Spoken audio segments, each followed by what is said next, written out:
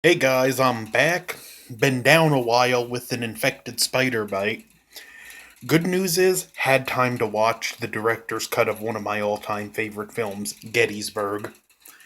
Even though I enjoy this film and rate it so highly, I'll admit it's not for everyone. This is the film for the hardcore history buff or Civil War enthusiast.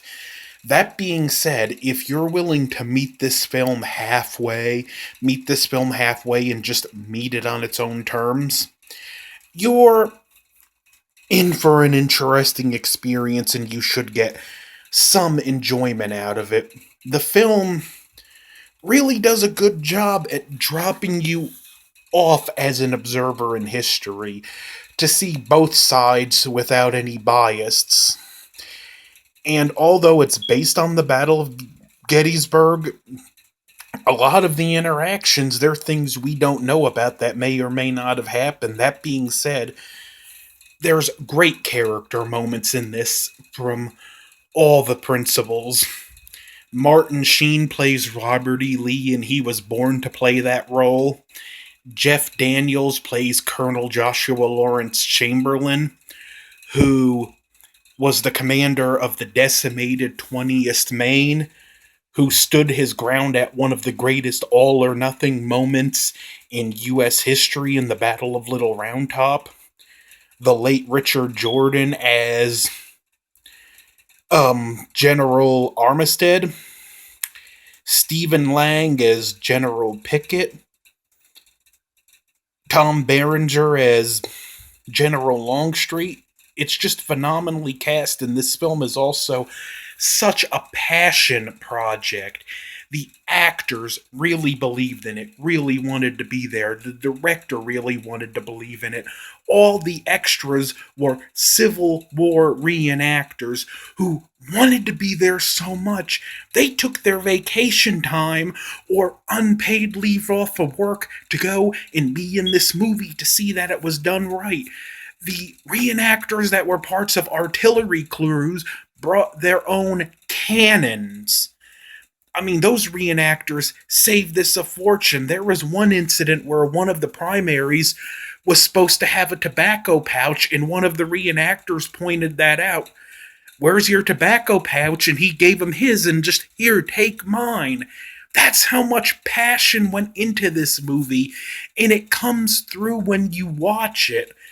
Even the music is just so incredible. The Gettysburg theme is absolutely amazing, and just that passion bleeds through with the composer, too. This film is one of the greatest historical epics ever made. Now, I'm going to give you some statistics on Gettysburg. The battle was fought on July 1st through 3rd, 1863. The total number of casualties were 51,000. Vietnam War's total casualties 58,220. Let that sink in for a moment. 3 days of Gettysburg cost almost as many American lives as the entirety of the Vietnam War. The Battle of Gettysburg began as a skirmish, in both sides just entrenched in around the town. Sam Elliott's in this and plays Union General Buford, who's one of the unsung heroes of the Civil War. In no small part due to him, this is where the battle was fought, the battle that turned the tide. I'm going to try and keep this short, but I don't want to spoil too much too in case you haven't seen this masterpiece. I'll say again, I bring up Jeff Daniels. It's a shame, not too long after this movie, Dumb and Dumber comes out, Jeff Daniels gives the greatest performance of his career, and everyone remembers him for Dumb and Dumber. There's a scene where him and his men, and this is how it happened, were ordered to defend Little Round Top. They were the flank of the Union Army. It was so critical to defend that position that if they caved in, It could be the end of the Union line. They had to hold. They had to be stubborn. They repelled wave after wave of Confederates running out of ammo. And when they had pretty much nothing left, Chamberlain stood resolute as ever. If we're close to the end, they gotta be close to the end. I want you to fix bayonets, and we're gonna swing down like a door. And when the Confederates advanced, they gave the order to charge. They charged down the hill with the bayonets, stunning the Confederates into either surrender or retreat. And they saved the day. Because of that battle, Chamberlain would be awarded the Congressional Medal of Honor. There's two touching relationships with him in this film. One's with a sergeant under his command, an Irish immigrant named Kilrain, and the other is with his brother. Chamberlain was a professor at Bowdoin College, took a sabbatical, lied about it because they wouldn't let him enlist. Well, I'll take a 2 year sabbatical to Europe, and he went ahead and enlisted. His brother followed him. On the Confederate side, I think we get some of the best character moments, like General Longstreet. I mean, not Longstreet, Armistead, whose best friend, General Hancock, served on the Union side. And when he gets there, it's clear their sides are going to cross, and he's crushed and he's just tore up at the thought of having to go into battle and possibly raise his hand against his closest friend. There's one scene I love where he goes into Longstreet's tent at the end of the second day and starts talking to him about it and venting about the last time they seen each other. And I like the way Tom Berenger plays it. He just stares at him and nods. He understands this man just needs the vent. There's nothing I can say that will make him feel better, but he needs to get it off his chest, and I like the way he plays that. Martin Sheen plays Robert E. Lee, very war weary, very tired. He's still every bit the Southern gentleman. But when he has to, he does have a ferocity, like a scene where he's disciplining General Stewart, and Stewart's not wanting to hear it. He's like, I'll resign, and Lee's just adamant. And it's almost shocking to see the force that comes out of him because of how tired and war-weary he portrays Lee. He's like, there will be nothing more said. We do not have time, General. And both men do a great job. Tom Berenger, who played Longstreet, had mentioned on the special features how when he was a kid, him and his friends would get in the field and pretend they were in the Civil War. So again, just that passion was there. One of my favorite things about Martin Sheen as Robert E. Lee in this is how he nails the Confederate accent. We even get scenes with General Hancock, and I love where he's talking to Chamberlain, and he has the same angst about facing facing Armistead as Armistead does him, and he asks Chamberlain, because he's a professor, tell me, can you recall of a story of antiquity where two men are best of friends, almost brothers, and one day, by a twist of fate, they would find themselves as opponents in the middle of a great battle? And Chamberlain's like, well, if the Greeks didn't write of it, it must have been the Carthaginians, but I think the answer must be found in the Bible. And then Hancock opens up about just his best friend on the other side, and those two represent the biggest tragedy of the war, that there were friends and brothers who the relationship never got picked back up.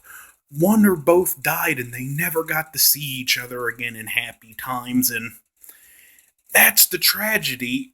At the end of the third battle, when Armistead is shot and Armistead dies in this battle, he finds out that General Hancock was shot, and he's more concerned about his best friend than he is him.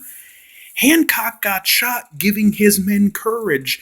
On the third day, Pickett's charge, where they basically sent the Confederates, and they were hoping this could be the battle to win it. They sent them like over a mile down a field. Longstreet was part of the charge. It was known as Pickett's Charge, where General Pickett lost his entire unit. And this was the first glimpse at Stephen Lang as Pickett of the greatness he had in him as an actor.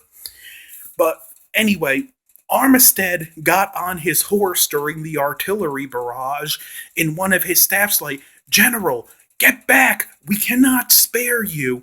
And he saw his being there gave his men courage, and he said, no, there are times when a brigade commander's life does not count. And when he got shot, and this is historical, you can look it up, he refused to be moved until the battle was decided. He would not leave his men. Now, Stephen Lang, at the end of the third day, the third battle, when the Confederates are defeated and they're going into retreat, Martin Sheen's telling him, General Pickett, you must look to your division. And Stephen Lang is the look on his face. It's the horror, the devastation. It's the look of a broken man in it. You just hurt for this man. And he just looks, he goes, General Lee, I have no division. And it's a haunted look. This is, again, one of Stephen Lang's best roles, and even though the film gets bashed, I'd say he goes on to even greater things in Gods and Generals, where he plays Stonewall Jackson, and he does amazing things with that role. This film is amazing and enjoyable all the way around.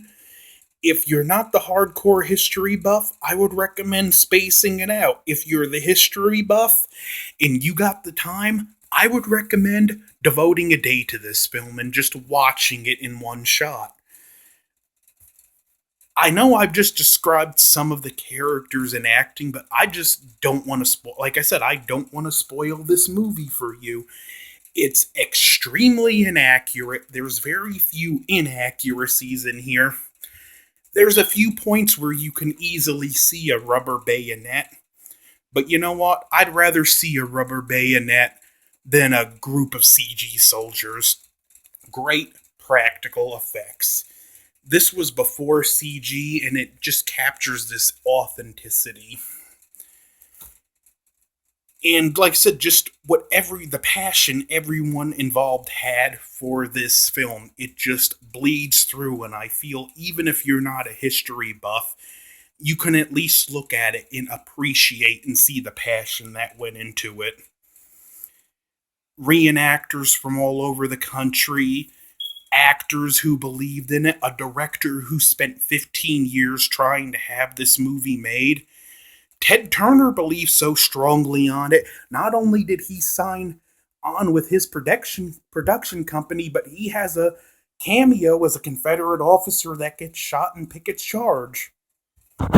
So, Gettysburg easily gets my highest recommendation, with reservations because I know it's not for everyone, but just give it a shot and you might like it, and even if you don't, I'm sure you will have a degree of appreciation for the time and effort that went into this movie.